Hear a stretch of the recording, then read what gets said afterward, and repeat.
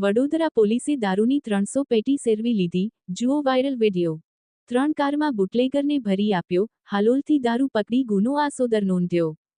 વડોદરા ગ્રામ્ય પોલીસની કામગીરી સામે સેંકડો સવાલો ઉઠવા પામ્યા છે।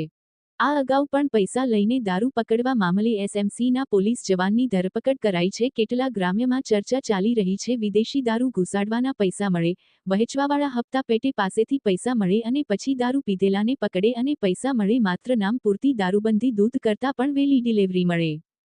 નોંધ: આ સોશિયલ મીડિયામાં વાયરલ થયેલો વિડિયો લોકજાગૃતિ અર્થે મૂકવામાં આવ્યો છે।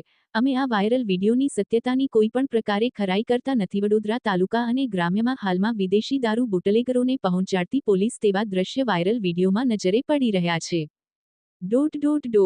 જે ટૂંક સમય પહેલા કરજણના અંદર ટેન્કર પકડાયેલ હતું, તેમાં એક પોલીસકર્મી દ્વારા મોટી માત્રામાં વિદેશી દારૂ છોડવા માટેની મોટી લાંચ લેવામાં આવી હતી, જે કાયદો લગાવવામાં આવ્યો હતો। હવે તે જોવાનું રહ્યું કે આ ખાડા કાન કરવામાં આવશે કે પછી કાયદાનું ભાન કરાવવામાં આવશે। વિદેશી દારૂ ઘુસાડવાના પૈસા મળે, વહેંચવાવાળા હપ્તા પેટે પાસેથી પૈસા મળે અને પછી દારૂ પીધેલાને પકડે અને પૈસા મળે, માત્ર નામ પૂરતી દારૂબંધી દૂધ કરતાં પણ વહેલી ડિલિવરી મળે। આવેલા વડોદરા તાલુકાના કેટલા પોલીસ સ્ટેશનમાં આવા કાર્યો કરવામાં આવતા હોય એટલે વિદેશી દારૂ હસતા હસતા વડોદરા ગ્રામ્યના પોલીસ સ્ટેશનની હદમાં મળી જાય છે વહીવટદારોના આશીર્વાદથી।